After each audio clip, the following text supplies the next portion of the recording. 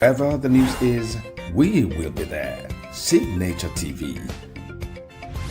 News in your pocket.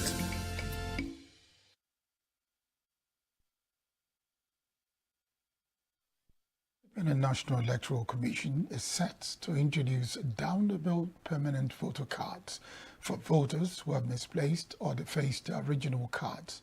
INEC Chairman Professor Joash Amopita disclosed this when he received the Director General of the National Orientation Agency, Lanre Issa Onilu, at the Commission's headquarters in Abuja.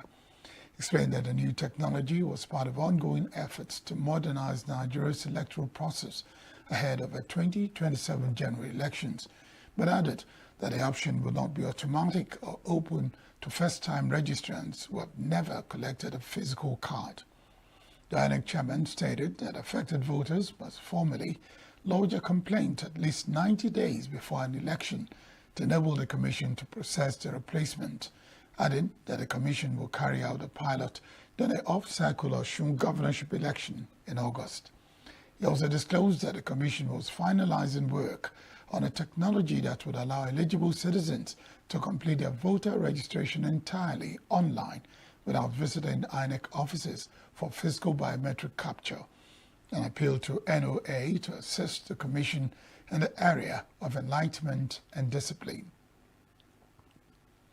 A federal high court in Abuja on Thursday adjourned until July 22 for further mention in a 10 billion naira fundamental rights enforcement suit filed by Nollywood actor Emeka Ike against the Independent National Electoral Commission and Larry Olayinka media aides to the Minister of the Federal Capital Territory. When the matter came up before Justice S.O. Ibrahim, counsel for the plaintiff L.T. Ade informed the court that the first respondent had served its response to the suit.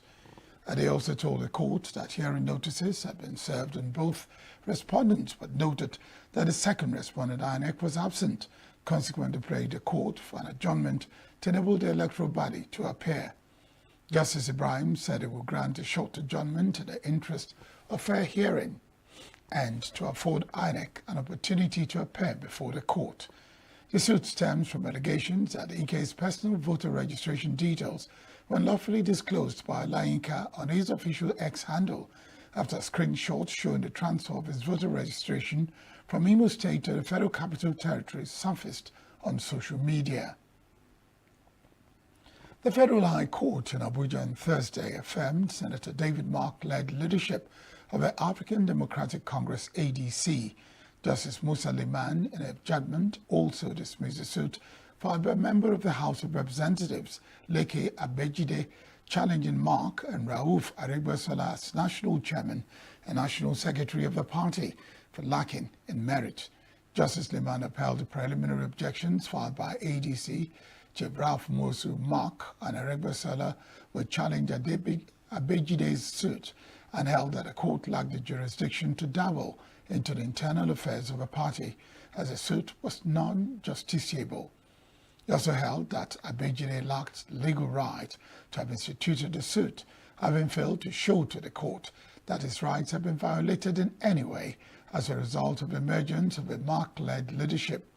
On whether Mark and Aregbesola emerged as leaders of a party in compliance with enabling laws, the judge resolved the issue against the plaintiff, noting that the handing over of the leadership of a party by Nwosu to Mark did not violate the provisions of the party's constitution, and awarded a 10 million naira fine against Abejide's lawyer, compliance with Electoral Act 2026.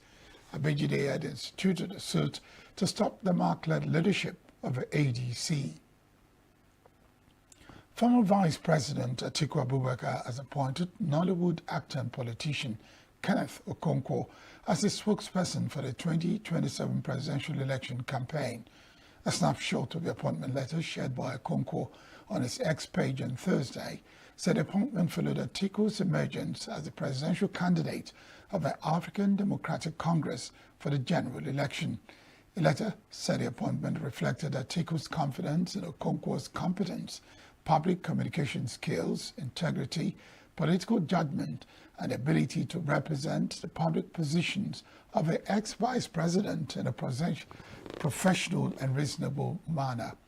Reacting, Okonkwo thanked Atiku for the appointment, describing it as a reflection of his democratic credentials.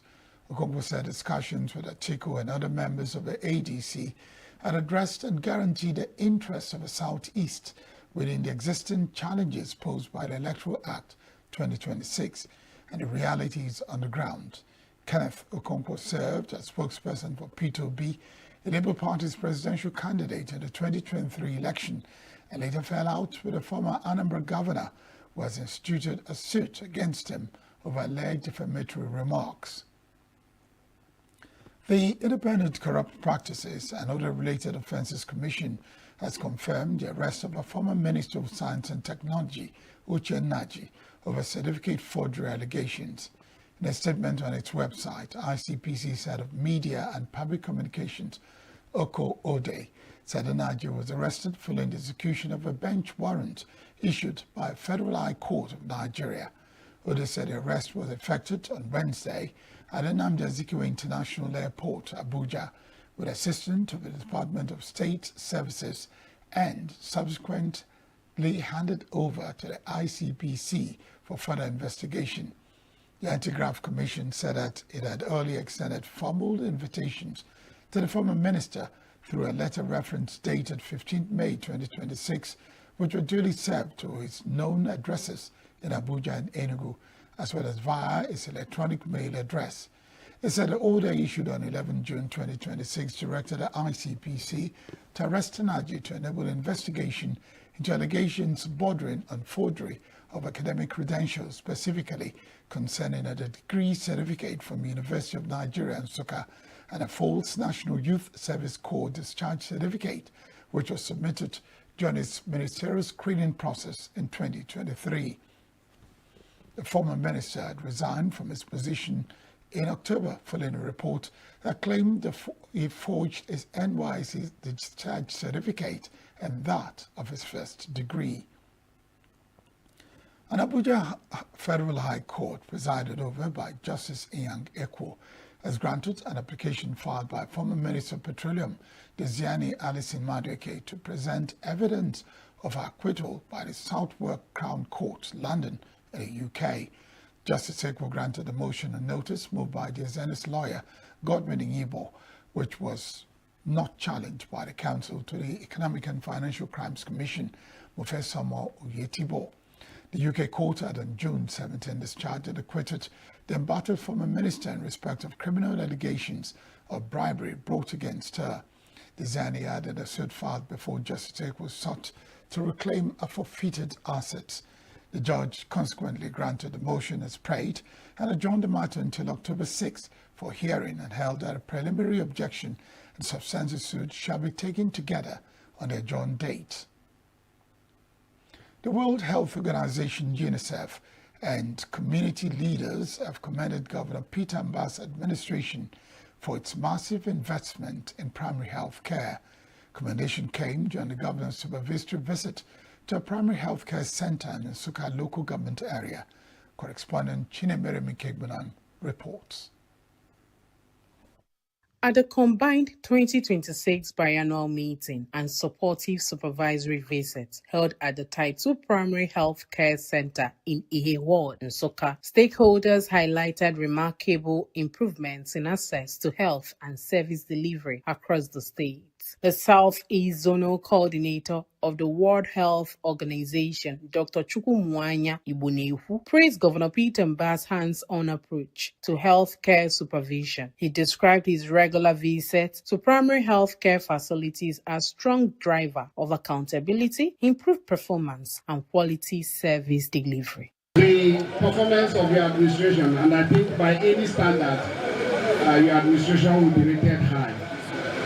WHO is committed to supporting ENUGU State in advancing universal health coverage, in building very strong primary health care system, and in building a resilient health system for the future. Congratulations and well done. the Executive Secretary of ENUGU State Primary Healthcare Development Agency, Dr. Ifeyinwa Anyocheku, described that visits to primary healthcare facilities have increased from 800,000 to 1.4 million. She added that Penta 3 immunization coverage has risen from 78.5% to 88.9%, surpassing the national target of 85%.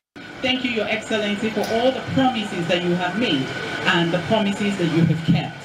But beyond that, we have moved to a point where we have to address the community, because a popular Igbo adage says, Igwe, Wike. So this is our own, this is where we come together. We need to ensure that our immunization data is up to stage. We need to ensure that no child dies as a result of vaccine-preventable diseases.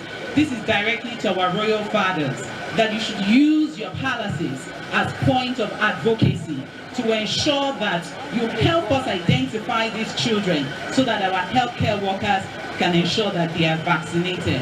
To our women group, this is to you, to also help us identify pregnant women, to ensure that they utilize the hospitals that have been built for them. Governor Pete Tamba reaffirmed his administration's commitment to inclusive health care, noting that the construction and upgrade of 260 primary health care centers across the state's 260 wards were designed to ensure that no community is left behind. The governor expressed satisfaction with the impact of the investments, particularly in reducing maternal mortality, while reiterating his administration's goal of achieving zero maternal deaths in Enugu State. What you cannot measure doesn't get your attention. And you can only measure something if you get a feedback from the people who are using it. Then you can be able to say that we're making progress or we're starting. And forum like this affords us that opportunity to interact with the heads and the leaders of the community, and most importantly, our mothers, our children, our youth, those for whom this facility is designed to take care of. With increasing healthcare utilization, improved immunization coverage, and growing endorsements from global health organizations, Enugu State's primary healthcare reforms continue to position the state as a model for accessible and community-driven healthcare delivery in Nigeria. In Enugu, Chinemeremi Kebunam, Signature TV News. Gunmen, for the third time in a fortnight, attacked the National Institute for Policy and Strategic Studies, Kuru, near Jos, in Plateau State. The latest incident happened on Wednesday at about 11 p.m. when gunmen attempted to breach the institute's security perimeter, but were repelled by security operatives attached to the institute. In a statement on Thursday, the head of public affairs at the institute, Osimi Samuel, stated that the attackers failed to penetrate the institute's security perimeter, stressing that all participants of the senior executive corps staff and residents are safe. Osime said that security agencies have intensified efforts to track down and arrest the fleeing suspects, but surveillance and other proactive security measures have been reinforced within and around the institution. Gunmen had invaded the institution on the 16th of June, killing 3 security operatives. 3 days ago, another security breach was reported as the institution as government tried to gain access through the same perimeter fencing around the participants' lodge, but were denied access by the management of the institution. The federal government has confirmed plans to replace the National Youth Service Corps traditional khaki uniform with locally produced Adire fabric as part of ongoing reforms aimed at repositioning the scheme. The Minister of Youth Development, Ayodele Olawande, who disclosed this during a media chat on Thursday, said that the move was intended to promote local manufacturing and ensure government spending supports the Nigerian economy. Olawande also said corps members would increasingly be posted according to the fields of study under the new framework, explaining that graduates with education qualifications, for instance, were deployed to schools rather than being posted without consideration for their professional backgrounds. The minister also dismissed reports suggesting that the military will be removed from the NYSC, saying that under the new framework, operational leadership will be headed by a civilian, while the military will continue to provide security support for core members nationwide. Former President of Nigeria, Olusegun Obasanjo, has warned that Nigeria must never experience another civil war, noting that many of the conditions that led to the conflict still persist. Obasanjo made the remarks in Abeokuta, the Ogun State capital, during the presentation of a historical document on the Nigerian Civil War titled Asaba Massacre by the Isama Ajay of Asaba, Chuk Ndoka Eze, at the Olusegun Obasanjo Presidential Library. Former president said many of the issues that triggered the Civil War remain unresolved, stated that the historical account was important because it will help preserve the past and enable Nigerians to learn from it. Obasanjo, who participated in the Civil War, said he had always admitted that he could not give details about the Asaba massacre because the area was under the command of Murtala Mohammed and that he cannot give details of what happened there.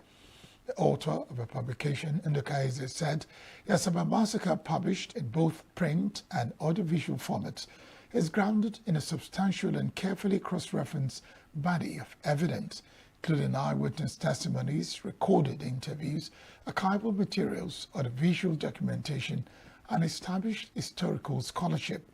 He agreed with Obasanjo that the issues that led to the Civil War are still with Nigeria, noting that ethnic groups continue to relate to one another with suspicion. The third evacuation flight for Nigerians voluntarily returning from South Africa will arrive in Lagos on Friday with 271 passengers on board. The Ministry of Foreign Affairs disclosed this in a statement issued on Thursday by its spokesperson Kimebi Ebienfa. Ebienfa said the Air Peace flight from Johannesburg would land at the Murtala Mohammed International Airport, Lagos, on Friday, July 3. According to the statement, the operation is part of the federal government's ongoing voluntary repatriation program for Nigerians wishing to return home from South Africa. The latest batch follows two earlier evacuation flights that brought hundreds of Nigerians back to the country under the same initiative, as the government continues efforts to facilitate a safe and orderly return of its citizens. Still to come, at least 13 killed in large-scale Russian missile and drone strikes on Kyiv. Vatican says a rebel Catholic group will be excommunicated. Stay with us. The way we see the world shapes the way we change it. Gender isn't just a checkbox. It's a lens, one that helps us understand the world more deeply and act more fairly. Gender Perspectives, a program for those ready to see more, do more, and be more. Designed to challenge assumptions, ignite conversations, and build inclusive solutions across every sector of society. We are not, fighting the men. We are not saying we are equal in terms of rights.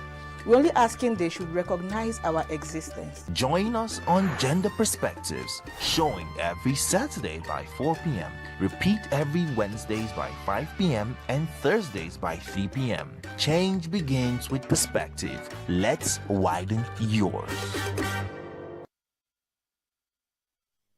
The death toll from flooding in Côte d'Ivoire has risen to 59, more than quadruple the figure announced earlier on Wednesday. Government spokesman Amadou Coulibaly announced the new toll after a cabinet meeting, describing the numbers as particularly high this year.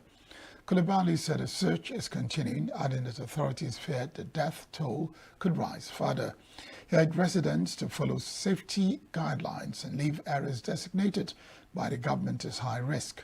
Côte d'Ivoire's Minister of Social Cohesion, Belmondo Dogo, said the continuous rainfall that began on the night of June 27 triggered flooding and landslides in the capital city of Abidjan. Dogo said the flooding caused widespread destruction across Abidjan and surrounding areas. Videos and photographs shared on social media showed flooded roads, submerged vehicles, and neighborhoods inundated by rising water. The disaster comes as several coastal West African countries, including Nigeria and Ghana, grappled with widespread flooding driven by heavy rainfall. Russian forces have launched a major drone and missile attack on the Ukrainian capital, Kiev, overnight, killing 13 people. Officials say that several neighborhoods were evacuated as strikes rocked buildings throughout the city, hours after Ukrainian President Volodymyr Zelensky warned that Russia was preparing for a massive attack. Heads of Kiev's military administration, Tamul Tachenko, said on Thursday that children were among the significant number of casualties and that the enemy is once again deliberately targeting residential areas and killing civilians. Ukraine's Air Force said Russia launched 74 missiles and 496 drones overnight, mainly targeting the capital, and that the country's air defenses were able to repel most of them. Russia's Ministry of Defense claimed it targeted enemy facilities in response to recent Ukraine strikes. Iran and the United States concluded a round of indirect talks on Wednesday with no sign they had made headway towards a lasting peace, focusing instead on issues that they said had been resolved when an interim agreement was announced 2 weeks ago. Sources familiar with the discussion said negotiators for the two countries spent 2 days in Doha discussing maritime traffic in the Straits of Hormuz and unfreezing Iran's funds, two critical issues under the initial agreement. Qatar's foreign ministry said the next meeting will take place after funeral processions for Iran's late supreme leader, Ayatollah Ali Khamenei, who is due to be buried on July 9. Ministry spokesperson said in a post on X that the Doha discussions produced positive progress on issues related to the memorandum that halted the war in June and were building on the outcomes of a summit in Switzerland. U.S. President Donald Trump said the two sides were making progress on possible limits to Iran's nuclear program, the main reason for which it launched the war along with Israel in February.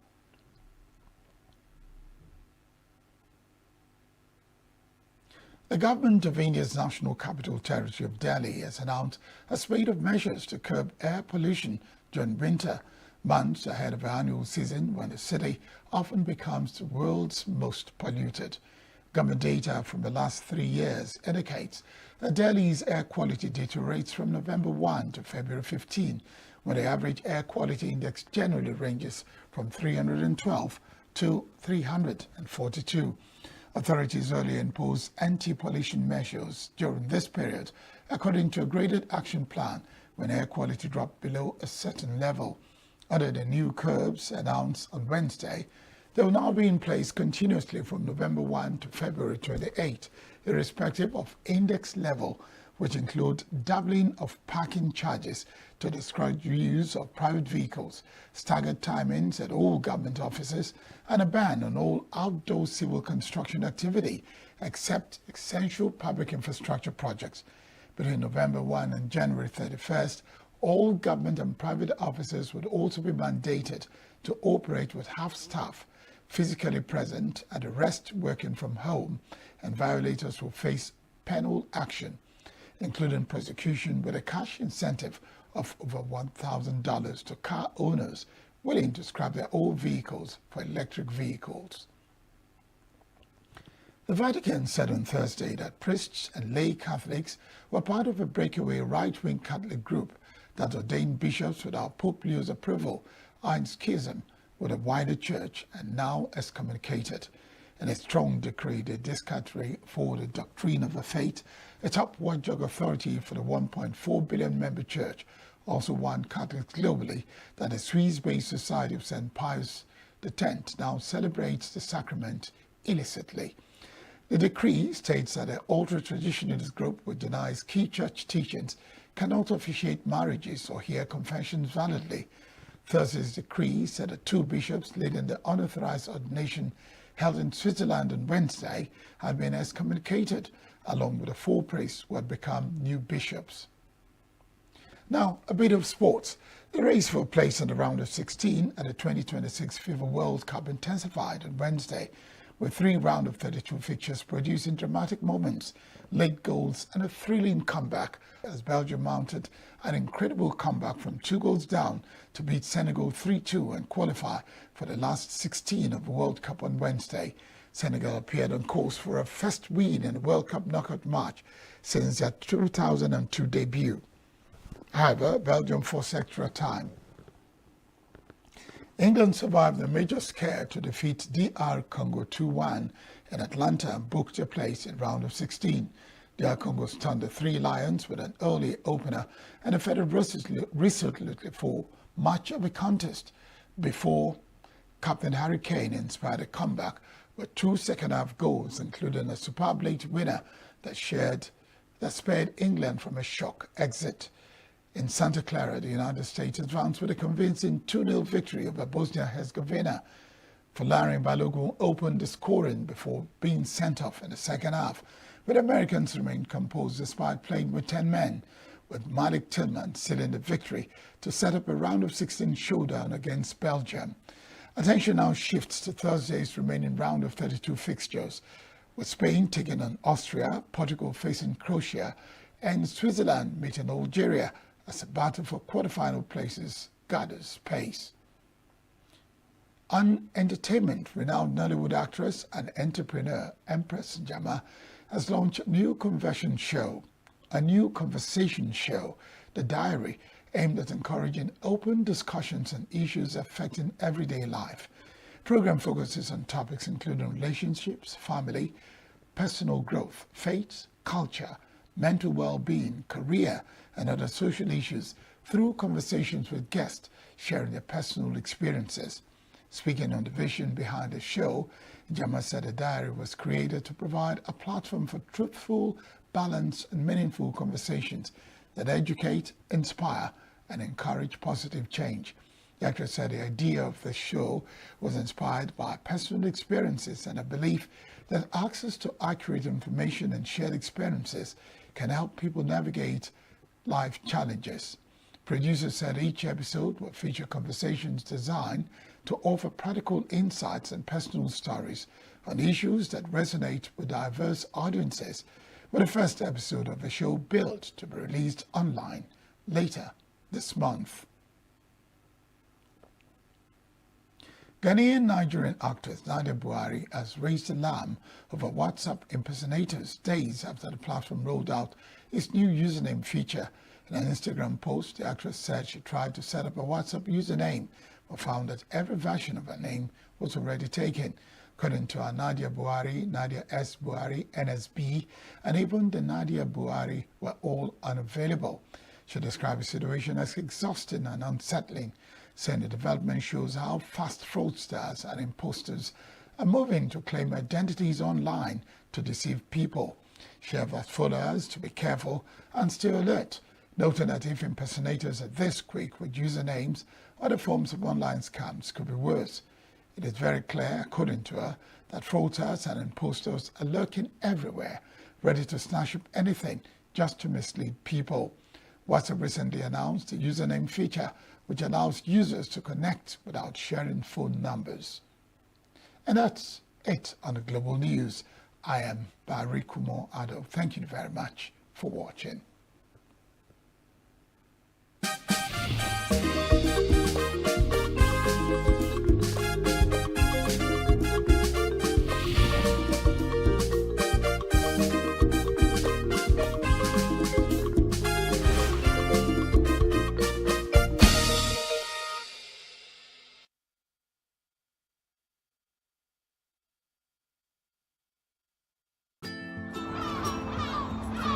Bright and early, as the day breaks, as the newspaper headlines trail the stories that shape the day, we at Signature TV trail the headlines that trail the day. We interrogate the headlines. We analyze the stories that make the headlines. WAEC is overrated, and they even overrated themselves and went into CBT. They are insensitive of some Nigerian children who have never had what they call CBT. With passion and emotion, we drive the conversation to change the narrative. Let nobody be deceived by Nigerian high level of performing in agriculture export. We are still where we are. Newspaper review on Signature TV every morning on Signature Morning, weekdays, and Signature New Day, weekends. Newspaper review on Signature TV. We do not just review the headlines, we make the headlines relevant to our daily lives.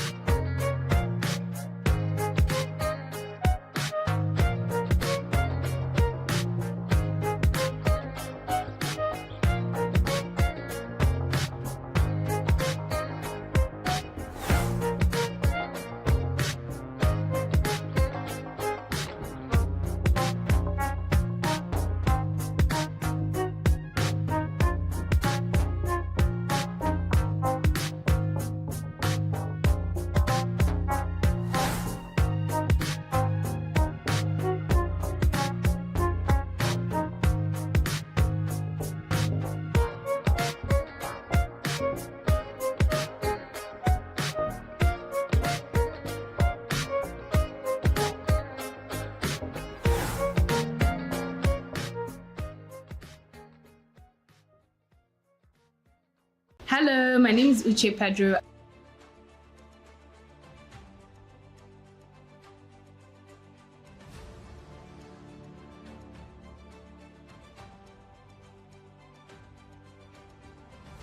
I'm the founder of Bella Niger, and I'm a champion as part of the Gender Equitable Champions Project.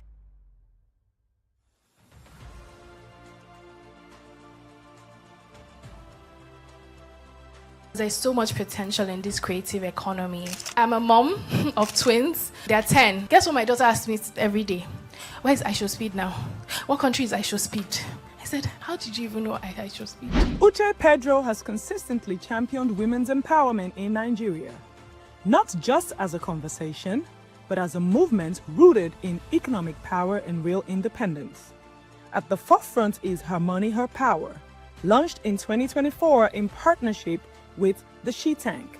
This groundbreaking initiative goes beyond inspiration, focusing on what truly transforms lives: financial independence. It encourages women to control their finances, own property, and make confident, independent financial decisions. Today we are brainstorming about gender equitable narratives in women's economic empowerment. Our theme is an emphasis on skill development and capacity building, and we've been talking, we played around with a few ideas, and one of the ideas was around women in science, which is often where women are underrepresented, and we've been talking about a woman potentially coming up with a major scientific breakthrough after overcoming some systemic barriers such as being overlooked in the workplace. So we're playing around with this and we're enjoying the discussion.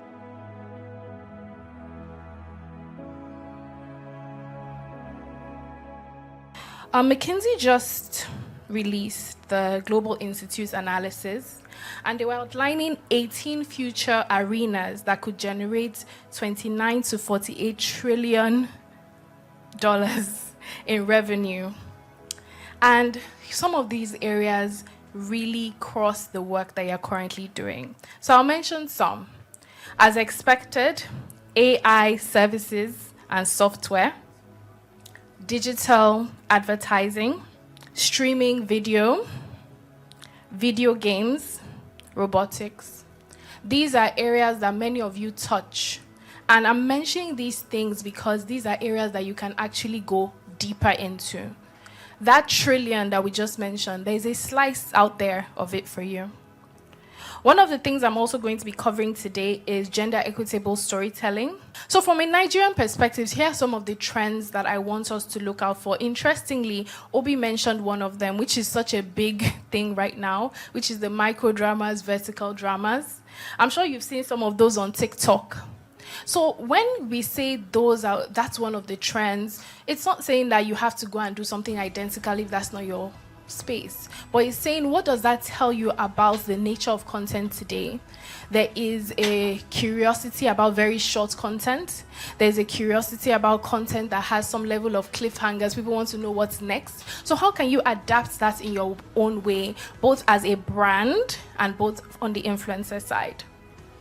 AI is the biggest story of the year and will be one of the biggest drivers of transformation we're going to see. So I'll now jump into gender equitable storytelling. What is gender equitable storytelling? It's basically balanced stories showing both genders in authentic ways. Once again, tying back with the values. There's sometimes, so let's say you're a content creator that is creating scripted content. Are all the women in your content just walking cliches? Are all the men in your content just carrying out typical tropes? Oh, daddy went to work, mommy stayed at home. Are you challenging some of these norms? It's important because we are building for the next generation. Do you know that what you're making today is history? Sometimes you see something, you're like, this was what they did in the 60s. You are creating history. You are reshaping culture. My 10-year-old is influenced by what Aisho Speed is. Even if I speak English from morning to night, whatever Aisho Speed does has an influence. So these things, what struck, we complain about so many things, but let's look at what are these stories balanced? How is this man behaving in this content? How is this woman behaving in this content? Are we showing only one perspective of young women? There are so many cliches coming out about young Nigerian women. Are we just showing one perspective of them? Or are we showing nuance? So how do we ensure that characters we're building are balanced on both sides? Storytelling is such an important part of why we exist and also the work that we do at Bella Naija. On a personal level, as a mom of a boy and a girl, it's important that they're represented and they get to see a world where who they become is not shaped in a narrow box. Instead, it is quite wide, it is quite nuanced, it's quite dynamic, and they can grow and live a full life that is not just restricted by certain societal norms. Uche is sitting here, I'll tell you, I was producing Big Brother, 2006, the first one. And I got an email from some girl, I don't know who this girl is. And she says she's in college in Canada. And she's doing a blog and she's writing about the show. I'm like, the show hasn't started. And she was telling me stuff that was happening in my production. Like, yeah, but we heard this, we heard that. I'm like, how the hell do you hear that? I didn't say it on the email reply, but I was just like, and she's like, yeah, anyway, we want to do this, we want to do that. I said, okay, let's do it this way. I'm going to introduce you to the guys at Mnet. You talk to them, then they can give you access. And we're sitting here, it's 20 years later. You were still in university. She's built this massive brand, right? And, you know, it just came from having integrity. That's what I said. I didn't know her. But the way I was approached, the way she asked, I said, please, we need the support. And of course, Mnet at the point in time is some massive behemoth up here. And she's just some student in some university with an idea. But today, I'm very sure Mnet will never drop her. You may be a baddie, but also really strict on the corporate side. You may be this and that. So how do we ensure that characters we're building are balanced on both sides? Then now let's look behind the scenes, and this is also for the brands. When you are creating campaigns or even creating events, what is the gender balance there? And I talk about gender balance, people often assume, oh, you're just advocating for women. No, it's about the two sides, the men and the women. So we're looking at it, okay, you want to do this campaign, have a gender balance, explore that, see how it can. You're making this ad, how does the ad depict women and how does the ad depict men?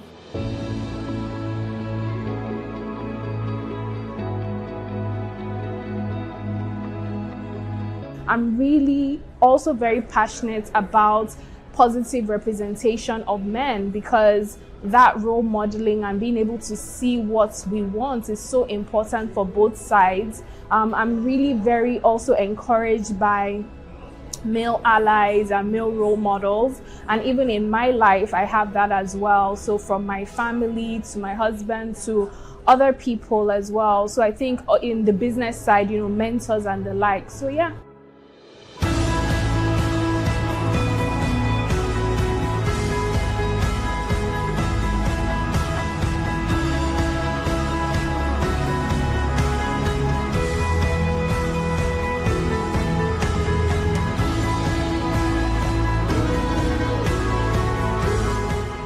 Through powerful storytelling, vox pops, social media conversations, and strategic media partnerships, including collaborations with Big Brother Naija, the campaign challenges long-standing societal narrative about gender roles, money, and work. It also highlights a critical truth. Closing the gender gap isn't just good for women, it's good for men and the economy. What word would you have for creators in this room, media entrepreneurs in this room? What word do you have in terms of gender equitable storytelling in 2026 that you can share with them? Like I said, I know it's important to tell stories that represent everyone. Because when you're watching some of these stories, you want to be able to connect, you want to see yourself in certain character. So let's say, for example, you're telling a story. You're telling a story about someone who's disabled. You know, a disabled person, they have their wants, they have their desires, they have their aspirations. But many a times, I notice that when you tell the story, they tend to take the comical side of it. Yeah. And I think it's such a disservice to people who are disabled but who are achieving. You don't represent them at the highest level. I mean, I've seen disabled people who are they have PhDs, you know, they have they've attended the highest levels of education, you know, and they're achieving. Well, I don't see that before. So it's important that when you're, you know, writing your stories or whatever, just make sure you represent everyone. I don't want to talk about my representing a male or representing, because that's often the conversation. I think that let's leave that for now. Just talk about people who, you know, the unsung heroes who are not vastly represented properly in storytelling. The final question I'll ask on the open floor is money. I like the vulnerable moments where you said, look, as a working actor at a certain time, there are some roles that you're like, this is not my first choice, so but they get paid. Yeah. Even as media entrepreneurs, oftentimes we have to ask ourselves questions. Maybe there are some collaborations where like, I'm not sure about this, or even as creators, something is trending right now, but at the back of your mind, you're like, I'm not comfortable with this trend, but you're like, if I don't do this now, my TikTok will not go, I need to monetize. Or even in this era of streaming. So I did a talk last week around the trends, digital trends, and live streaming is one of them. And oftentimes in live streaming, people have to do increasingly provocative things to get their attention. So now let's talk about monetization as creatives in 2026. What word do you have regarding that? So you see, when I first started doing social media. Imagine, you didn't have social media when she started, and she's still here. However, yes, it's possible that if you had social media, some of us would not have survived. I think we would have left the industry, because I'm not sure we would have been able to handle it. I don't know, you know. Now, so as time went on, I built the way to development brand. I had to put a team to it. And there are a lot of things I don't know. You know, when it comes to monetizing things you put on social media, I have people in my team who tell me, oh, you need to do things, obviously things that align with my brand and my personality. You know, these are things that can monetize your social media and things like that. If you're building, obviously you don't and you can't afford a team for that. You owe it yourself to study how to monetize your content on social media. Now, I understand that sometimes, you know, you want to do, you want to earn money and everything. However, be sure that the content you're putting out there aligns with your brand and personality. Because sometimes people tend to do these things, you know, like I've said, you have to dance and be noisy so you can make money and all that. Oh, well and good. If it works for you, it's okay. However, understand that at some point, your brand will become brand. At some point, you want to be brand. And when you want to be brand, the content that you put out on the past will be installed on the internet for that. And if there are consequences, if you can't, fine. But just know, just be sure that whatever it is you're putting out there speaks to you or aligns with you, whatever it is you're perceiving. It's very important. Gender equitable storytelling shows up in our everyday lives in so many ways. This is because of the world that we live in, we consume media from morning to night. You wake up, you probably take a quick look at your phone, look at what's happening on the apps. At night, maybe you're having dinner, you want to watch something on YouTube. So we are exposed to this media all day and all night. And the power of those stories, those authentic stories, but with real characters of all genders doing what they do best, which is just living authentically. Let's watch things that represent us. We just had a workshop with Uche Pedro from Bella Niger. It was very innovative, very intriguing. We learned a lot. I myself, I learned a lot about gender equitable storytelling, about how we need to tell stories that talk about the whole human experience, that talk about people as full people, not just telling a one-sided story, but telling a three-dimensional story about humans and everything that they're all about, giving characters agency in their stories and power in their stories, which makes the stories much more interesting and much more entertaining. So for me, one of the things that I learned during this session is to be intentional about everything I do, especially when it comes to storytelling. So one of the things that I actually do is impacting the girl child through storytelling. So I've had to learn a lot about different AI tools that can be used to create stories that make impact even in the society, in the community, through the content that we produce. What I've learned about gender equitable storytelling is still the same thing. It simply means that as women, we need to understand the fact that we have the potentials, we have what it takes in us to be able to use our stories to inspire both gender, irrespective of the gender. It doesn't have to be a male or female. It also means that we can also use the AI technology to be able to advance what we do, to be able to monetize, make profit, and actually have a stable and standard procedure on how we do our things. So I think for me, basically, what I've learned today is how best am I going to use AI to structure my content, to show up more, and to be where I want to be. And yes, the mood board also was a very good experience because it helped me to be able to foresee the kind of person, although I know the kind of person I want to be, but it was able to help me to foresee it more and believe that, yes, I can do it because, when a woman is empowered, the world is empowered. This was wholesome. I learned a lot.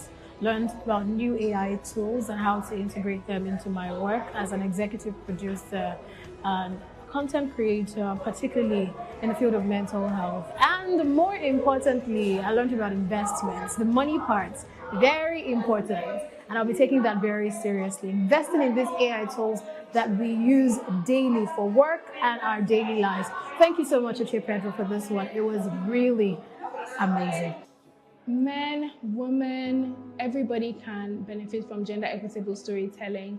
We oftentimes look at some of the ways that different genders are portrayed in popular media, different tropes, different cliches, and it really doesn't benefit most people. So I think that using the power of case studies and examples, that would really be helpful. So people saying, hey, this movie was actually a box office hit. However, you can see that the main characters were very dynamic, they were very nuanced. Guess what? You can see that this creator is doing very well, let's say on TikTok and YouTube. Guess what? The creator's team is diverse. It's a team that has men, it has women, it's different ages, people with different abilities. That diversity really helps move things forward.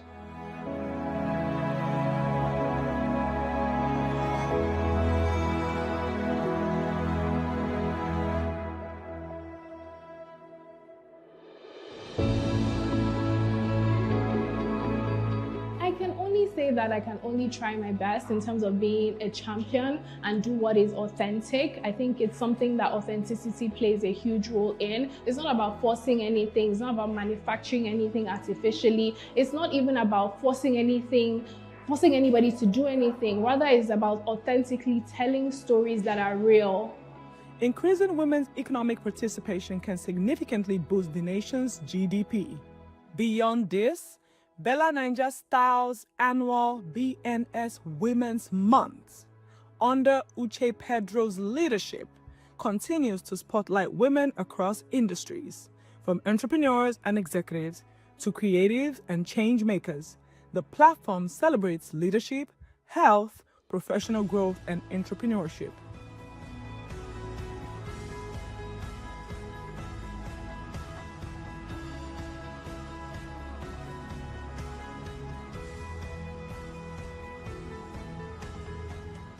Champions project is a very interesting project, and we'll hear a bit more about it when Wajoma comes into the room, and the Media and Entertainment Touch project. So it just ties back into using the power of media and entertainment to drive change in our space by pop culture, by media, by content. All right, so just looking at some of the eras, VHS, video clubs, VCGs in 2000s, the return to cinemas. For some people who may be a bit younger, I remember a time where we actually didn't have any fantasy cinemas in Nigeria. People would be telling us things like, when we were growing up, there was Ben Cinema, there was this, there was that. And then finally we started seeing the crossover there. And now, I'm sure my children are 10 years old. I'm sure if I ask them, if I told them that Nigeria did not have cinemas at a certain point, they'll be looking at me like, this lady is old, like, what are you talking about?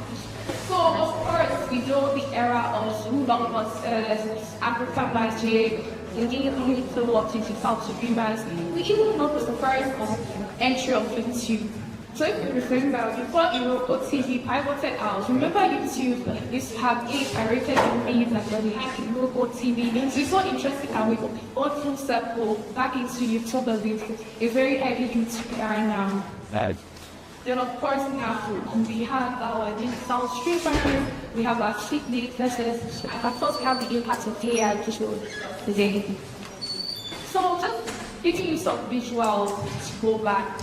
The 1990s. I mean, I remember watching one of them and I tried to put something that showed various sides, right? So like Checkmate, you see a very powerful woman being depicted. If you see something like Parashika, you see a woman in that witchly, scary girl. So it will show that in that era, we actually saw 2 sides. If somebody watching could see a woman as a boss, or could also see a woman as maybe a wicked mother-in-law or a wicked witch. So it was interesting that we actually saw the 2 sides on the point. Then we now have to talk about the men. How are the men shown? You know, what? Maybe I'll dive into the audience now. So in this era, how do you feel like men were depicted? I'll ask a man, basketball. It's more like a trend. It was trending that most people would go with. Like there was a time when it was Kalashika. Most of the films that were coming out at that time were all around the same name. Kalashika, Domitila, names that we don't know what to mean. Yeah, am I making sense? So it depends on the year, the age. But men used to portray that wanting to find wealth or, just, There is cross-sectional unexpected collaboration. Let me be transparent. From the area that we sit at Bella Niger, we literally sometimes can watch hundreds of videos in a day. It can be tiring. That element of being unexpected just sparks something different. So for example, in the US, this Marty Supreme promotional tour with Timothy Chalamet, it's been chaotic, but amazing. A few years ago, the Barbie campaign, sometimes you can actually look at these campaigns and say, that was unexpected. Barbie mixing with this, Marty Supreme mixing with this. How does that go hand in hand? Sometimes that disruption is very important for attention grabbing in an era where people's attention spans are so minute. I know for sure that when there is life, there is hope. And I choose optimism. I choose to believe that the future is going to be brighter for Africa.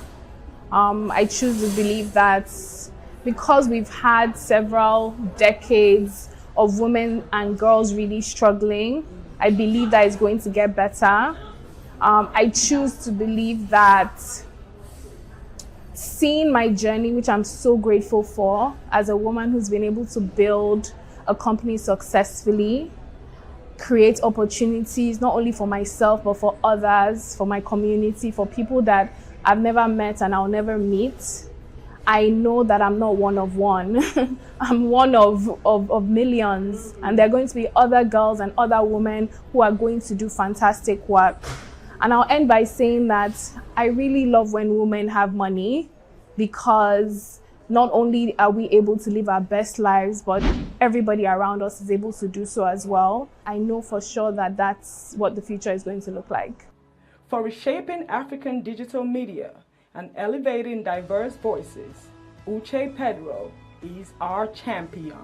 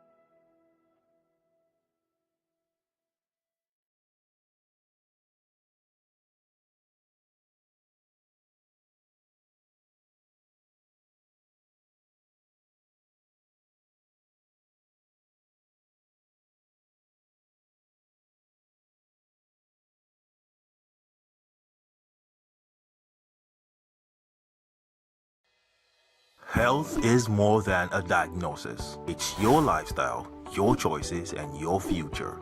Join us on Inside Health, your weekly deep dive into the stories, science, and solutions shaping your well-being. From expert interviews to real-life journeys of healing and hope, we cover it all. One of the complications of cancer management or treatment is they have some of them at one point in time, you see them having anemia. Okay, so you see them at times being transfused. But at the same time, you come in with a diet. Nutrition, mental health, innovations in medicine, fitness, and everyday wellness. Whether you're managing a condition, staying informed, or just living your best life, Inside Health is your trusted guide. I'm Tigiti Agorum, and I'll be with you every week on Inside Health, only on Signature TV.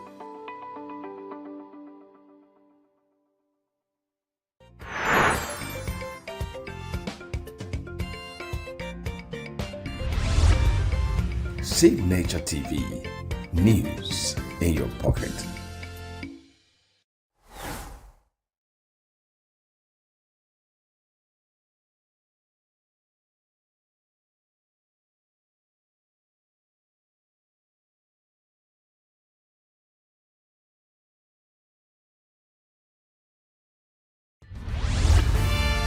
We are local.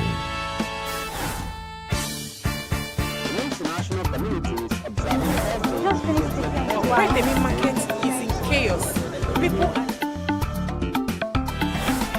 We are national. Those in support of this motion as amended, say aye. Aye. We have taken the vote by default. We are international.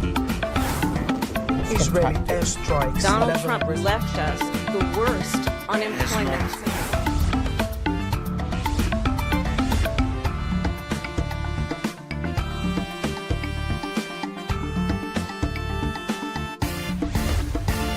Signature TV, news in your pocket. New every morning on Signature TV, we open the day for you with needed energy, information, and required vibes to shape your day. From sizzling snippets of stories in various areas of life to intriguing conversations with net worth guests. When you have people who have no track record becoming your leaders, you have a problem. There's no outstanding graduate when Obi took over from me. I left in all the accounts of Anambra State 13.8 billion for him. Your day cannot be complete without Signature Morning on weekdays and Signature New Day on weekends. There is no better way to start your day except Signature Morning and Signature New Day every day on Signature TV.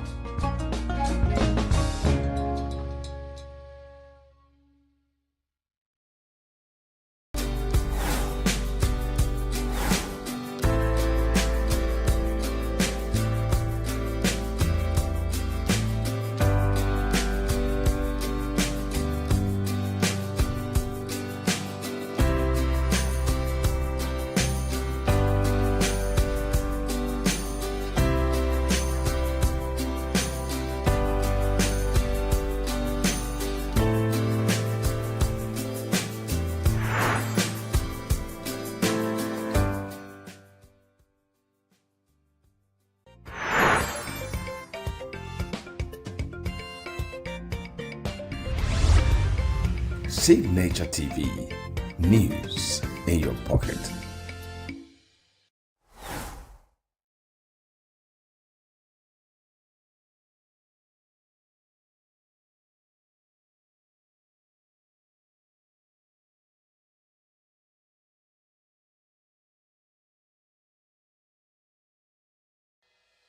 Health is more than a diagnosis. It's your lifestyle, your choices, and your future.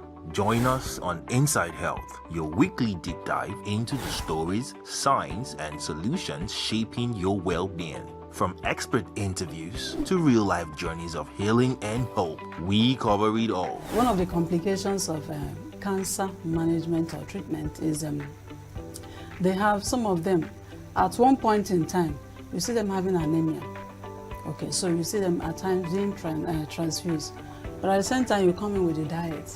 Nutrition, mental health, innovations in medicine, fitness, and everyday wellness. Whether you're managing a condition, staying informed, or just living your best life, Inside Health is your trusted guide.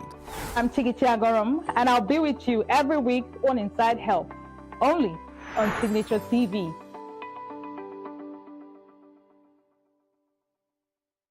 Every second, every minute, every day, news is breaking, events occur, and there are new developments. At Signature TV, we follow these stories objectively, bringing all sides without bias, explaining the complex issues, breaking down the numbers, and investigating the issues behind the news.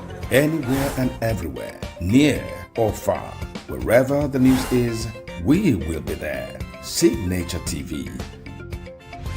News in your pocket.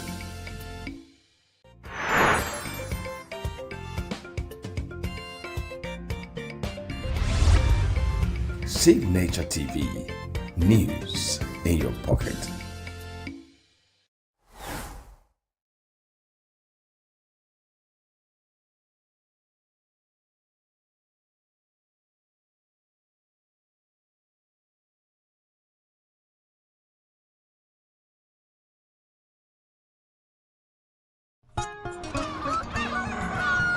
New every morning on Signature TV, we open the day for you with needed energy, information, and required vibes to shape your day. From sizzling snippets of stories in various areas of life to intriguing conversations with net worth guests. When you have people who have no track record becoming your leaders, you have a problem.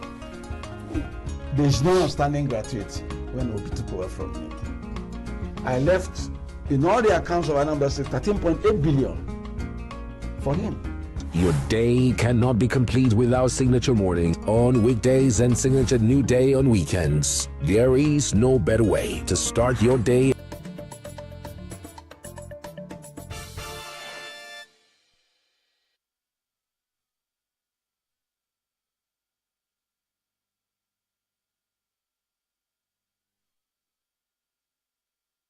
The third day of July 2026. You are watching Signature Morning, coming to you live from Signature TV. Thank you for joining us this morning. I am Uchenna Chimdi Oluoha. And we'll take a break. When we return, we'll look at the newspaper headlines and review.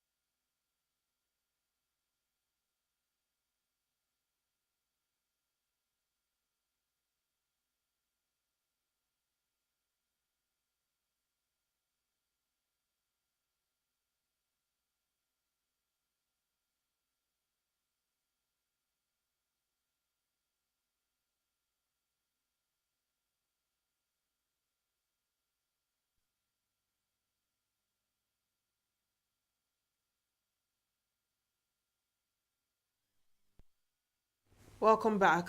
Now to our newspaper headlines, starting off strong with the Nation newspaper. The major headline says convicted ex-minister forfeits more multi-billion naira assets. Maman loses Maitama mansion. Judge okays interim forfeiture of 4 others. To the Daily Trust newspaper, 2027, ADC wins key legal battle.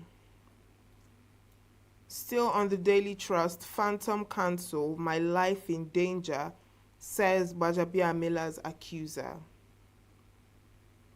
Moving on to The Guardian. On page 6, The Guardian says PFIPC scandal puts budget integrity governance under scrutiny. Police arrest 3 over assassination attempt in Osun. Now to the Nigerian Tribune newspaper on page 4. Knox Trail Ghost Presidential Council. Atiku, Dalong, CSO raise questions. Agency allocated 1.3 billion naira in 2026 budget. My agency, not a ghost body. I'm ready for trial, Adeyemi insists. Moving on to the Vanguard newspaper, page 21. Priced out of birth, families battle soaring child delivery costs. Expenses don't end at childbirth, one husband laments. What I expected would be 180,000 naira exceeded 1 million naira. Experts warn rising charges are driving unsafe births, maternal deaths. Alleged forgery, lawyer CSO seeks swift prosecution of ex-minister Naji. And on the Punch newspaper, Atiku vows 2027 fight as court clears Mark-led ADC. Mark Arebeshola's emergence meets ADC's rules. Electoral Act, court declares. ADC chair celebrates court victory, urges united opposition. And Atiku says government's plot to weaken opposition will fail. And these are the major headlines that we have on our newspapers this morning. A big welcome to you, Chris Maduka, for our review. Thank you for joining us. Good morning, Uche. Good morning. And good morning, dear people who are just joining us this morning for another newspaper review on Signature Morning. Of course. Now, this scandal, PFIPC scandal, puts budget integrity governance under scrutiny.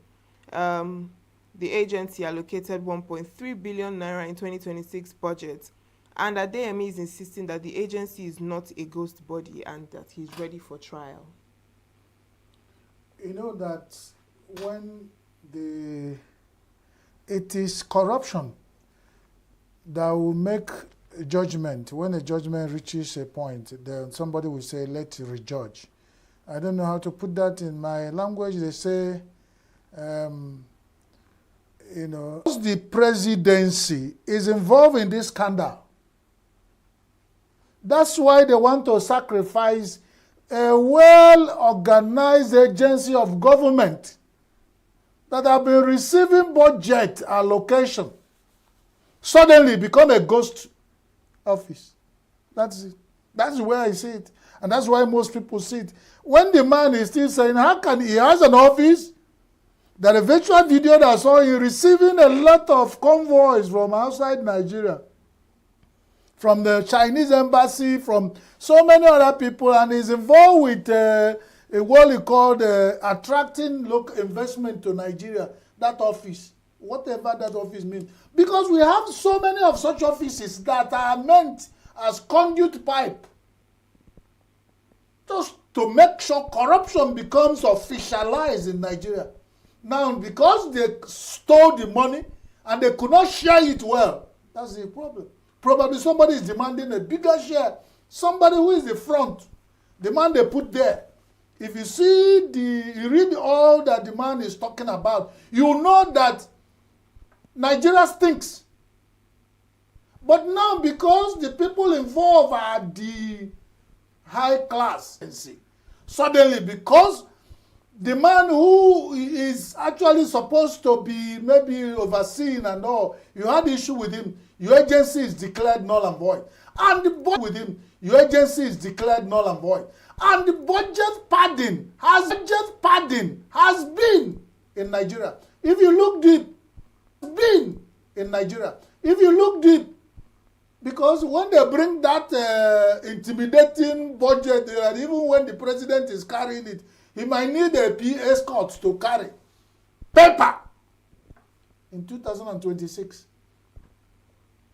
Nobody in Nigeria has succeeded in reading through Nigerian budget. So they put all manner of trash inside. That there are some agencies in Nigeria that are there, one-man office or two-man office, and the budget that office received is incredible. It's more than a state budget. So let them sort themselves out. Nigerians are watching. Nigerians are watching. But he puts everything under the periscope. He put everything. Everybody is looking now that we have been sitting. Everything. Everybody is looking now that we have been sitting on a cake of gunpowder. We have a lot of corrupt people in offices in Nigeria at all levels. So let it not be all this one that are running around is just to make sure they silence the man. The man is still saying, how can an office that have been receiving budget, and meanwhile, which budget are we operating? A lot of things are confused about the nation. Which one? 2023, 2024, 2025, or 2026? I don't know. Which one that office has that chunk of billions of naira allocated to it? It's just because somebody, he's saying, it's the same issue that happened in the Senate. Make me happy. Make me happy. Somebody who is sitting there say, how can you go and tell the public, I say, make me happy, and they suppress and suppress and suppress. That fight is still undergoing today. That's the same thing that's happening here. All right, Chris. Now, moving on to another headline. The Vanguard has something on child delivery costs. And it's saying that families are battling the high rise of child delivery costs. And, people are lamenting that what the expectation is being exceeded, the amount to pay. Is it not in this country we are told telephone is not for the poor? The country is indirectly telling people that giving birth to children is not for the poor.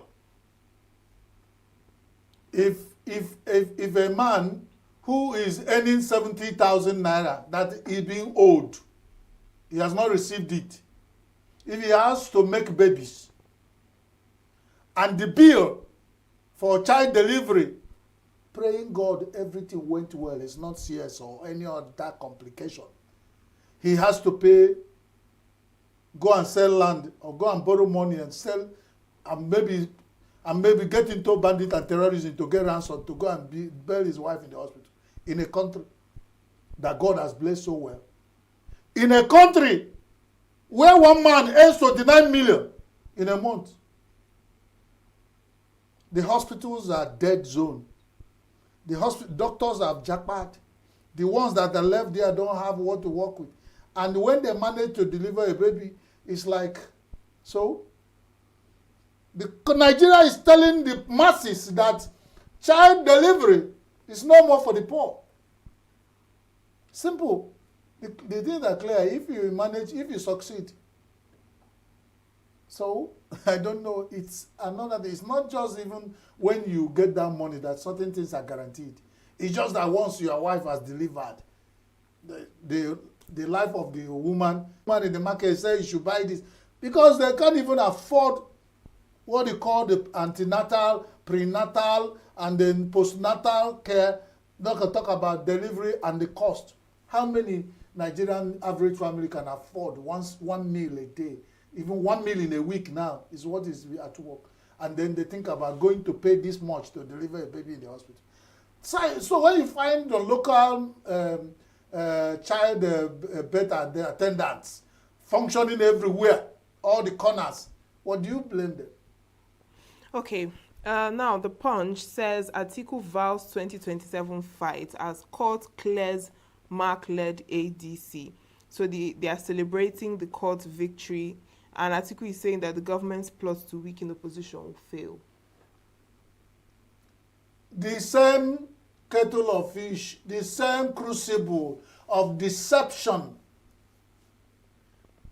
You know, when people are desperate, just like Nigerian politicians, there is nothing in this world. I've just heard in one group talking, I just passed one group talking, that certain people use ADC as tests for what they want to achieve. That even ADC is now a suspect in what is happening to NDC.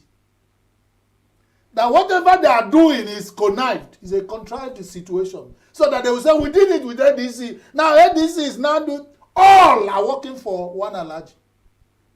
Now when Alhaji gets the sheep, where would they head in Nigeria?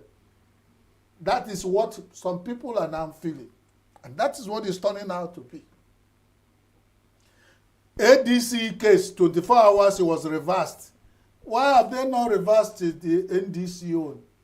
And they want us to all to believe. They think they are dealing with the buffoons. That's what some politicians think they are doing in Nigeria. They say it's politics. But politics without conscience is devilish. That's what Nigerian political situation is. They lie a lot. These things are meant, all these things are connected situation to make sure particular political party do not fail their candidate. Let's watch out how they go. But what they do not know is that along the line, you're using mallet to kill a fly. One day, the fly will just escape and the mallet will land on your leg. That is what they do not know. There are certain level of muffling you have to get it, or you say, at least let's stop here. Whatever is going on in Nigeria, some people are in control of the National Assembly in quantity, the large number of people. In Federal House, they have. In all the states, they have. What is your fear any longer? Showing that certain things are not joining and they still go ahead using whatever force they can to muffle anybody who raises their leg, and they will tell you Nigeria is operating democracy. My brother Zebediah Okorigwe Chikopara, he said, foul. That is when they say people are telling themselves lies and lies, and they don't think about, they are not creative any longer. In fact, they've reached the limit of lying that they don't know what to tell us again. Whatever they are doing here is a connived situation. If ADC is not careful, Nigerians will join them in what's happening. Because if they hold the sheriff, you do not talk. They carry the army, you do not talk. They carry the police, you do not talk. When they come for you, who will talk? All these things, the way they are even moving, nobody trusts any one of them. None. Because it seems like they are using every platform to achieve their objective, and they will come pretend to us. Behind the scene, they are one and the same thing. Okay, despite xenophobia, this headline says that South African investors pour nearly $1 billion into Nigeria. Take your 1 billion naira out of Nigeria, or dollars, and take away your xenophobia. To invest $1 billion and be killing how many people that have died in xenophobia attack in Africa? How much is it? How many million? They do not bring. It's just annoying. Then if you just don't bring it. How much does Nigeria invest in South Africa? How much has Nigeria invested in South Africa? They come here, bamboozle us. Is it only South Africa that invests in Nigeria? This is totally babadash. Whatever you are bringing, somebody is trying to launder it. There is no how you will sell your investment in Nigeria and give us xenophobia and think we accept it. The ones Nigeria invested in South Africa, we did not give them Nigeria phobia. We didn't. Because xenophobia is South African language. And it is shameful. I was listening to a viral video of a South African lady who was telling their people they are ashamed of South Africans. At the time, Nigerian students forfeited their lunch to get South Africans out of the pangs of wicked appetite policy. Some of these idiots that are doing this were not born. And nobody has told them. Because they are lazy. They don't go to even read history. They don't even know what Nigeria they are fighting in. Why do you profile all the evil in South Africa against Nigeria? Everything evil. And what the reason they give is so much useless that Nigerians should leave their girls. The Nigerians, I've never imagined that South Africa will descend into the pit of uselessness. Then the Obasanjo government, the Nigerian civil servants gave part of their salary to release South Africa from what? They don't know this. The idiots are in the field that are being used, being sponsored to destroy South Africa. One other economy in Africa that is pulling its head. Some people were just being paid to destroy it. And that's how they started. Because when blacks fight, you know, it was painful when you see that it was South African white policemen that are defending blacks against blacks. The irony. Now, this world is going, that's why so many things are not joining Africa. Who did this to Africa? All right, Chris. I mean, our time is up. We'll have to end this at this point. Yes, it is. I sincerely feel it so bad whenever the issue of South Africa come up. You know, what did Nigeria do? Nigeria now it's. So South Africa, as far as I'm concerned, has become that bad cyclist that visited our. At the time we saw him off to go home, he gave us the backside. And generations yet unborn, Nigeria is still paddling, talking both sides. They are doing this. That's why their investors can come up with this news that despite they came to Nigeria to invest, they are milking Nigeria dry. They are not helping anybody. If you come to put money and get back your profit, you're not helping anybody. Why didn't they invest in South Africa? Okay, Chris. So they know what brought them to Nigeria. If they continue doing this, if South Africa, of course, South Africa has started building its own destruction with this xenophobia. They go, of course, when you say X, after X, what else? X, Y, Z.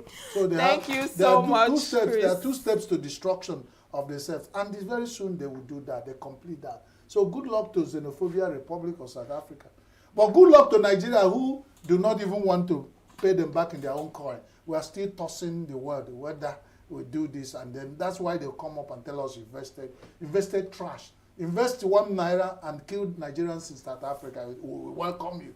Come and take chieftaincy title in my village. You invest billions in Nigeria. That's uselessness. God bless you for those of you who are not xenophobic, who hate, you know, wickedness and violence in any way against human beings. God bless you for joining us. But we know we can always talk for a better society. That's what we're doing. South Africa is our brother Africans, but now what we hate is their xenophobic attitude. Not that we have anything against South Africa. God bless you, Che. God bless me too for this morning tonic. I think it's a little hot this morning. So God bless you. But remember, don't forget that God blessing are meant for those who deserve to be blessed. A very big thank you, Chris Maduka, for your review this morning. And that brings us to a close on our newspaper headlines and review segment on Signature Morning. We'll be back after this break.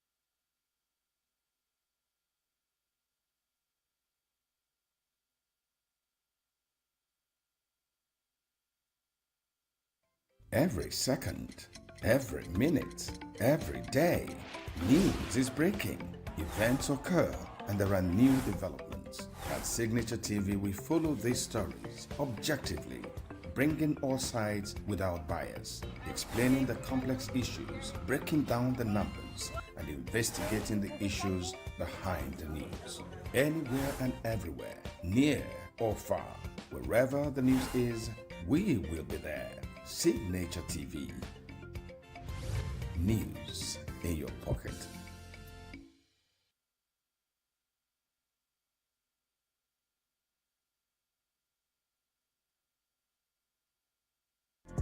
Get plugged into the heartbeat of entertainment on The Hub, your ultimate show on e-vibes. From trending stories and social media drama to top charting music, must-watch movies and exciting moments from the world of arts, we've got it all. Join us for unmissable conversations with your favorite entertainment personalities, plus fun segments every week. I should try harder, so... Okay, I don't know that one. Outfit of the day. Oh, I don't do that. That's some Gen Z stuff. Oh, now you say it's a Gen Z stuff. It's everything you love about entertainment, served fresh every week at 1 p.m. with weekend repeats just in case you missed it. The Hub's on e-vibes, where the vibes never stop. Only on Signature TV.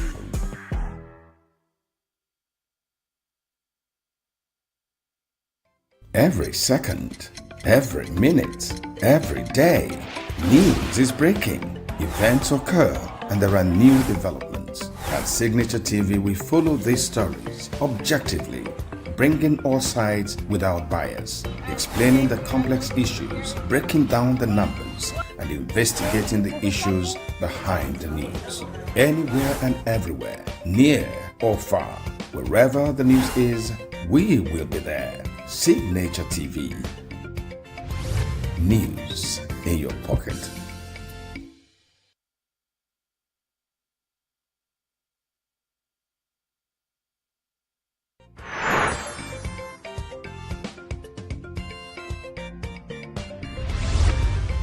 Signature TV.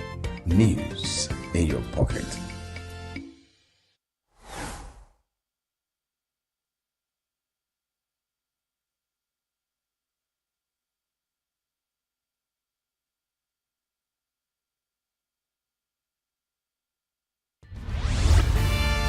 We are local. International communities observing Where the main market is in chaos. People are... We are national. Those in support of this motion as amended say aye. Aye. We have taken the bill by default. We are international. Israeli airstrikes. Donald Trump left us the worst unemployment.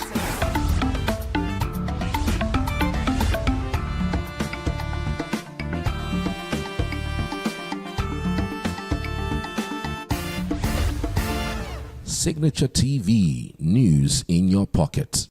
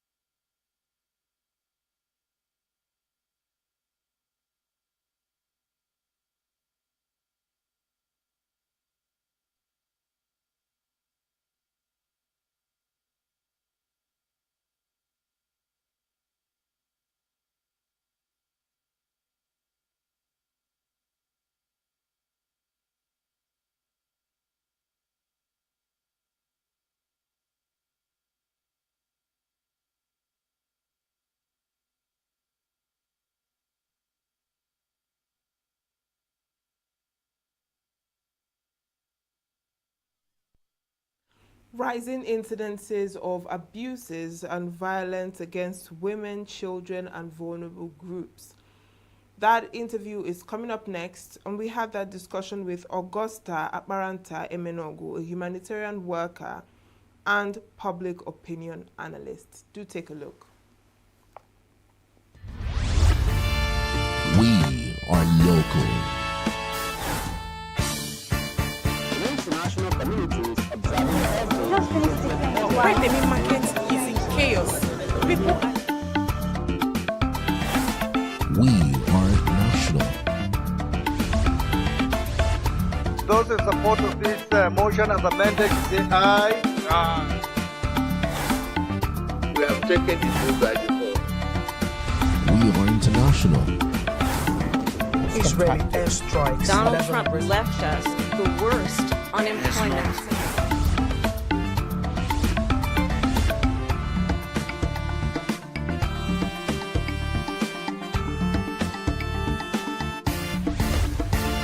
Signature TV, news in your pocket. Children and the vulnerable groups. That's what we shall be looking at this morning.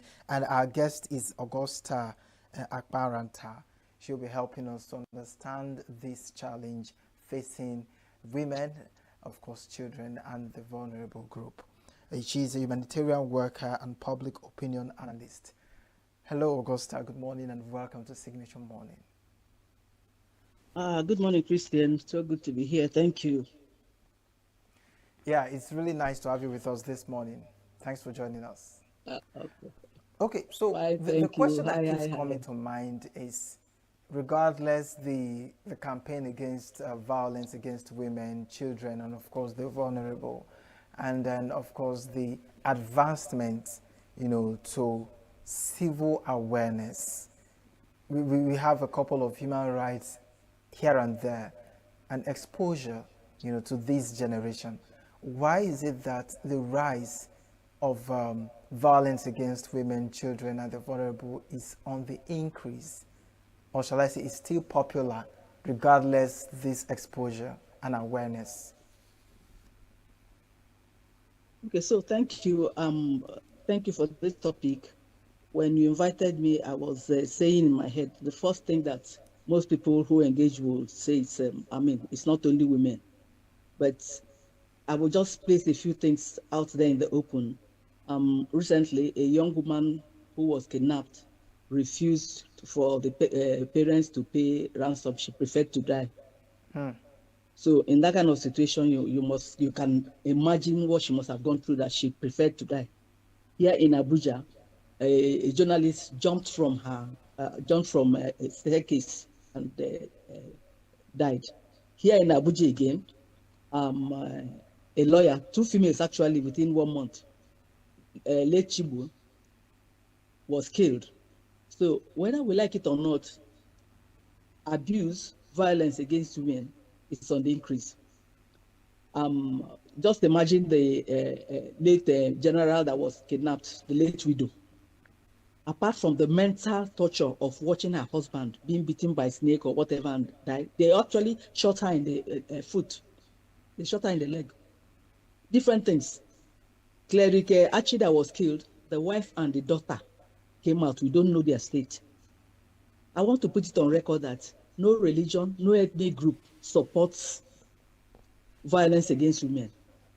Even in war situations, internationally, women and children and vulnerable, elderly, and disabled are expected to be given some leeway. And whether we like it or not, we are in a war situation. And I want to put it out there that we need to do more. We need to consciously plan, there needs to be a kind of general orientation that yes, the society is not stable, the environment is not stable, but there are people who need special attention. A woman, imagine all these children that were kidnapped. A 2-year-old, she could be suckling.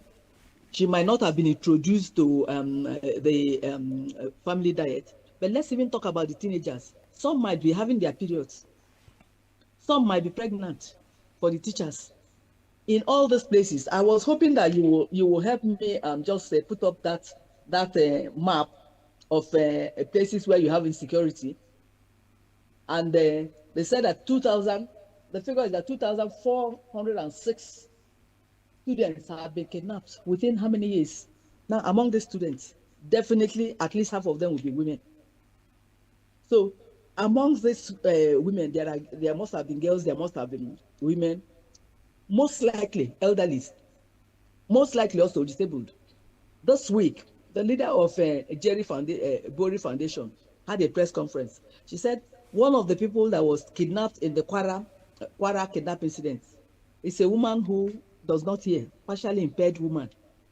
Now, under normal circumstances, when there's conflict, people will have to see where they're going, hear what is happening. So when you have this kind of vulnerable people involved in this kind of conflict, people who can't hear what is happening, they can't see where they're going, they can't even move, because disability is either one is partially impaired of hearing or sight or mobility.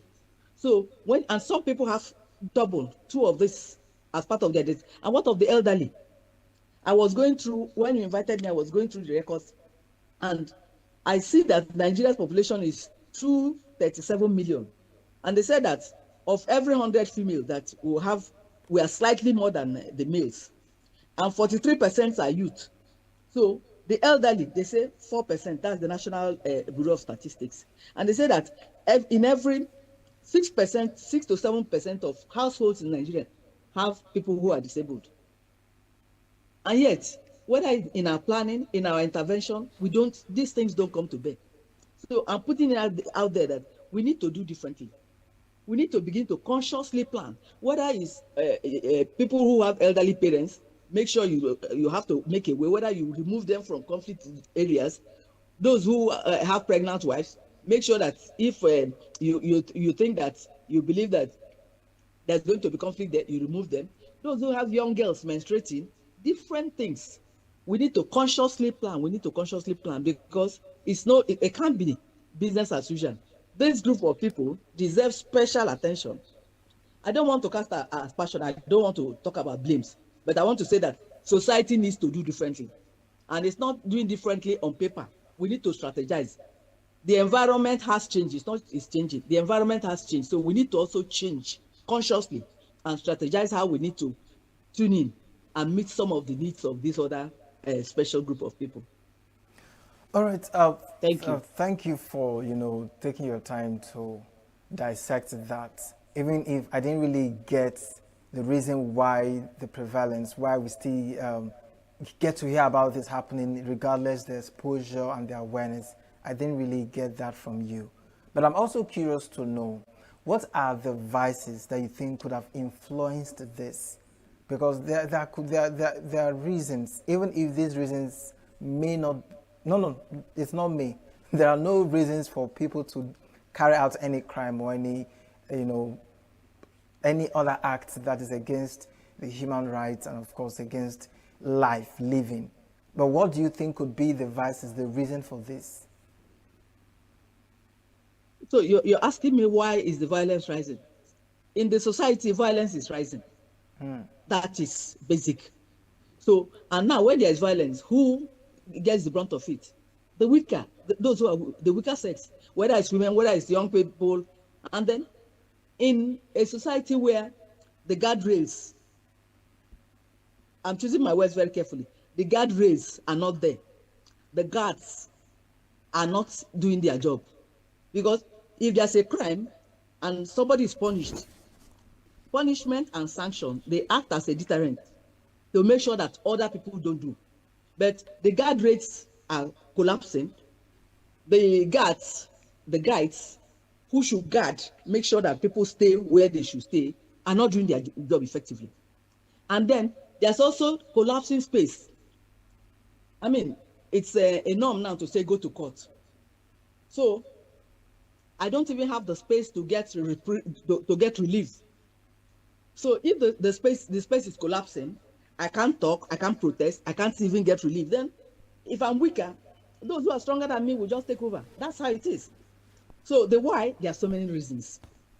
Not that I can provide all. For instance, I've been in charity work for over 23 years, and never have I seen the scale at which I'm seeing people being impoverished, people needing help. My phone rings endlessly. Women are abandoned. I mean, if you're a young man, you can't cope. You just take a walk. Yeah? And women, we know by virtue of there are, of course, there are exceptions everywhere, but a woman cannot abandon her children.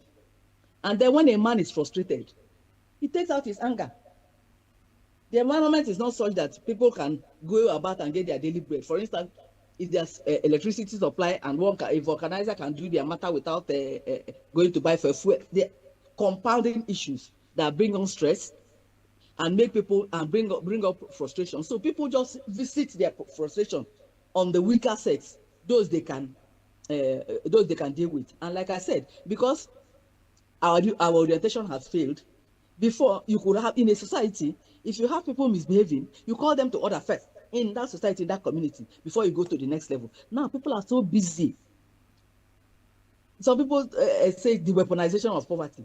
People are so busy trying to eke out a living that they're not even thinking of, okay, there's an elderly woman there who is shouting about. They don't. Okay, in a conflict situation where people are running for their life, you mean somebody should start going to say, my daughter is menstruating, let me go and look for pad. It just cannot happen. Or my wife is pregnant, almost due, let me go. The first instinct is that it's survival instinct. You want to run away. So the reasons are just too many. There's frustration, there's economic hardship, there's also reorientation of the whole. It's not just in Nigeria. There's a global drawdown of the value placed on human life. Yes, we are talking about Nigeria because we're here, but generally there's a global drawdown. But we have to talk about our own situation. What is it that is our situation? What are the issues, and how can we address the issues? And for me, like I keep saying, for women, you and the elderly, we need to say what works for us. What can work better? It's not importing any other thing. No, but here, what works for us? And you cannot make a difference if you don't monitor, you don't evaluate, and then you don't learn from your past. 246 students kidnapped in how many years? 26 schools. And we are saying safe schools. How safe are the schools? If anything, please segregate the girls. Young girls, don't put them where they can easily be marched into the forest and they will stay three months. The Kwara incident, they've been away for 2 months. I can bet you that at least half of the girls that are grown up would have menstruated. How did they cope? We don't even want to talk about the trauma of being raped. No, the violence, the abuse, the violence against women, young, elderly, disabled, they are just things that we must continue, we must bring to the forefront, and we must do differently. We should do differently. That is what I think. And I'm not just saying it. There are statistics to show that this is so. So we need to look at those statistics, look at the peculiarities, and then ask ourselves, what can we do differently to bring relief, to bring succor, to reduce that? Definitely, there should be mass orientation. Whether in the mosque, in the churches, we need to go back to the basics and say, women are not, in Sudan and all those places, they say women's body became the theaters of war. That is what is happening in Nigeria. The first thing that people do when they kidnap young people is to rape them. They come down with HIV, they come down with the hepatitis B and whatever. We need to start doing that reorientation. We have National Reorientation Agency, we have schools. We need to start doing differently, to start telling people, women's bodies are not theaters of war. You can fight without raping women. Internationally, it's accepted, and it's a well known that in what situations you spare the women and the children, you spare pregnant women. So I could go on and on, but here in our own community, in our own country, in our states, the gatekeepers, they need to do differently. So if you get those who are raping, those who are perpetrating violence against the women, elderly, disabled ones, we need to set the example. We need to sanction to show that it's not acceptable, and we need to preach. We need to widely spread the news and make sure that the guards they catch them and that they make sure that the sanctions are real and that they're enough to act as a deterrent to others. Okay, I like the fact that you mentioned the gatekeepers again. You also started with the guards, the people mounting security agencies in different locations, situated in these strategic places. But let's also look at it from the angle of orientation, which you earlier mentioned as well, and then training as well. What sort of orientation did these people have? The training as well. looking at the emergency and urgency of them being on different locations, the recruitment process, some of them, they just recruit them and the next minute they're already allocated to places. What better orientation did they give them? Trainings did they have for them to carry out the right thing at the right time at different places? Do you think they have enough of this, for them to carry out their roles respectively the way it should be carried out? So I want to step back a bit to say gatekeepers are not just the security agencies. Gatekeepers also include judiciary. When they bring somebody to you and say this is what the person we don't enforce that sanction to make sure that things don't occur. And when people get away with things, then others will just follow. As for training and orientation, you can never have enough training and orientation. And like I said, the point is that we don't look at things. We should look at what is happening. Why is it happening? Who are the perpetrators? Who are the agents? Most of the time, we kind of like treat the symptoms, not the disease itself. Like who are those perpetrating this violence? You find a few young boys and they are paraded. No, there are people behind them. If a whole is it treasurer of MBA, the Miss Chibwe that was killed in Abuja, we haven't heard anything about that. She's even a lawyer. So the gatekeepers also include the judiciary. We are in a federation, so we have the executive, the judiciary, and the legislature. The laws are there. But the gatekeepers must of necessity also include the judiciary. And in the states, the state governors are the chief gatekeepers. So they should say, under my watch, this should not happen. The same thing when you come down to local government, the local government chair should say, under my watch, this should not happen. And the reorientation I'm talking about is also, I'm saying, take it to the mosque. We are very religious here. But we profess, like I'm a Christian, we profess Christianity or we profess the other religion without actually imbibing what the teachings of those religion. So training, yes, but in the event that there's so much going on, in fact, in Nigeria, like we say, it's one matter. It's not even every day. Every day there are multiple issues coming on. So before we finish grappling with one, another one has come. Then we need to, and I'm saying that we need to take the time. We need to take the extra effort to ensure that these issues, that we train people to know what they should do with these groups of people, at what time. If it's a conflict situation and you're evacuating people, if you train the security agents to know who are the elderly, please evacuate them first. Why? Because they are not as agile, they can't move as other people. Are there pregnant women? Please move them first. Are there young girls? If these young girls are taken into captivity, when they are menstruating, they won't even have part, or their bodies will become that theater of war. These things have to be put out there as part of the training. And do they have I don't know whether they have enough motivation, encouragement. Maybe I'm thinking that maybe we should build in some things too, because I know that in time past, when somebody does something exceptional, the community applauds. Maybe because we have too many things happening now, we are numbed by all what is happening. There's fatigue, so we don't even look at the exceptional things. But I think we need to start bringing back those things, because humans, when you encourage people, you motivate them, then they go out of their way to do. But it has to be a balance. You encourage, you motivate, and you sanction to prevent other people, other would-be offenders from not going the wrong way. All right, I like the fact that you brought up this encouragement thing. And then I also want to emphasize that this very question I'm asking is for security personnel, like the examples of vigilantes, the policemen, always at different checkpoints, making sure that, they guard the villages and communities. Let's talk about their payments.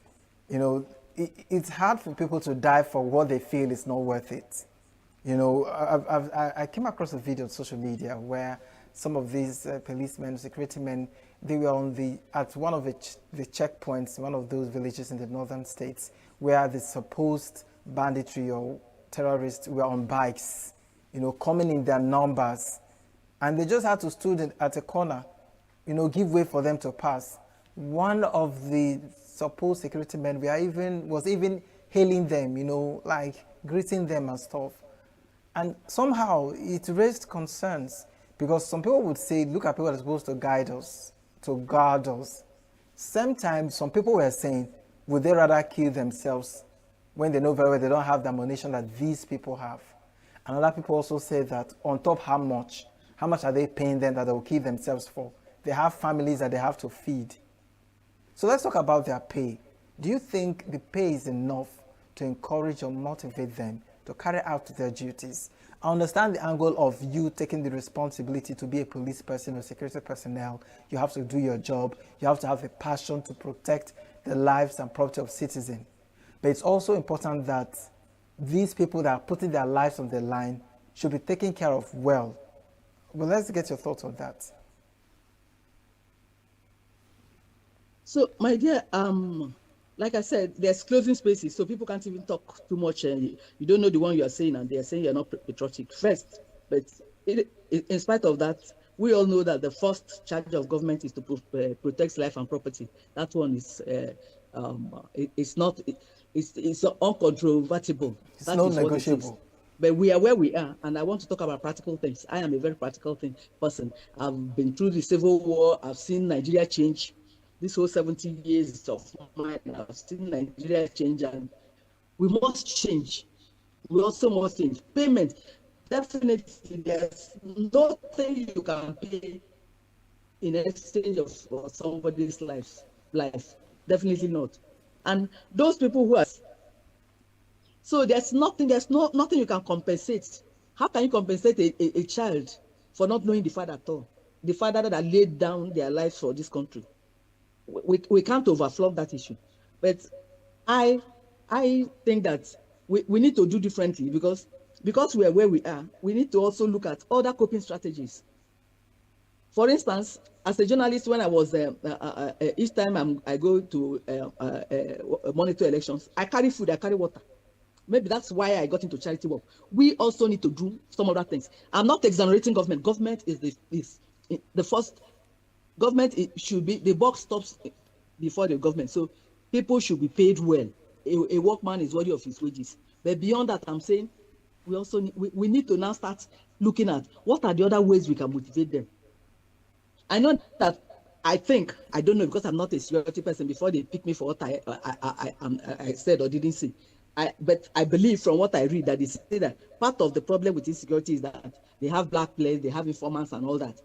Whatever that is, communities also have to start being alive to what are the issues. If there are elderly people there and you don't plan during emergencies, no.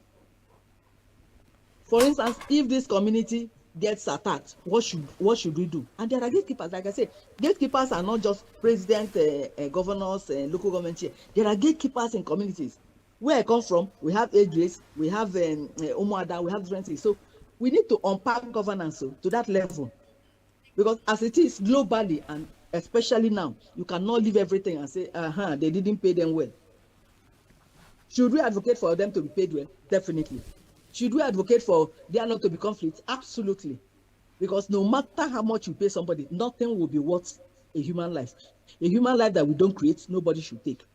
So that is that for payment. For those checkpoints, it's also part of the corruption that we talk about. Some checkpoints should not be there, but they are there. But that is not why I'm here now. But the reason I want to relate to that is that whether you are talking about informal sectors, whether you are talking about people going to farm, women, majority of those in the informal sector, those who go to farm are women. So there are still women that will be shaken down, that will be exploited at those checkpoints, that will not feel unprotected, that will be raped, that will be assaulted when they go to farms alone. So any head or tail, we lose. So this is why I'm advocating that we pay special attention, both in training, that also the policemen, the security agencies are trained to do the needful. Now, because of the way things are going, we have the military coming out on the streets. I was telling people that I grew up in this country all my life, from the north to south, wherever. It's only recently that we start seeing soldiers on the road. Before you even see a policeman, then we are where we are, and we need to keep on addressing. There's no one size fits it all. We need to keep on engaging. What are the issues? And the issues change. They are as numerous as the communities. Even some communities have different issues. So we need to keep on what are the issues. And this is where I want to link it to politics. Maybe it's time to start making the National Assembly part-time and start paying them peanuts, plus the governors and whatever else, so that whoever comes will come to serve. And then whoever comes to serve will now make sure that they serve, they actually take note of what the people's issues are and then address them. So training, definitely. Payment, they should be paid. But every second, every minute, every day, news is breaking, events occur, and there are new developments. At Signature TV, we follow these stories objectively, bringing all sides without bias, explaining the complex issues, breaking down the numbers, and investigating the issues behind the news. Anywhere and everywhere, near or far, wherever the news is, we will be there. Signature TV. News in your pocket.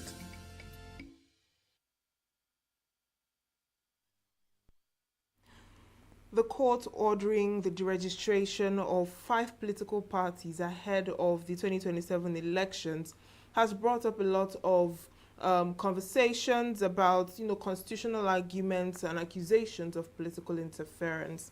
And so this morning we'll be unpacking the 2027 political build-ups, looking at the deregistration of opposition parties in Nigeria and the future of our democracy. Joining us on Zoom this morning is Professor Benjamin Ogele Okaba, who is the former president, Ijaw National Congress. You're welcome to Signature Morning. Good morning to you.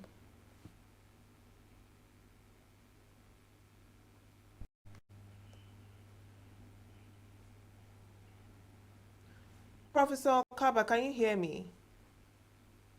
Very well. I said it's nice to be with you again. It's nice to be with you as well. What do you think about this issue of deregistration of opposition parties?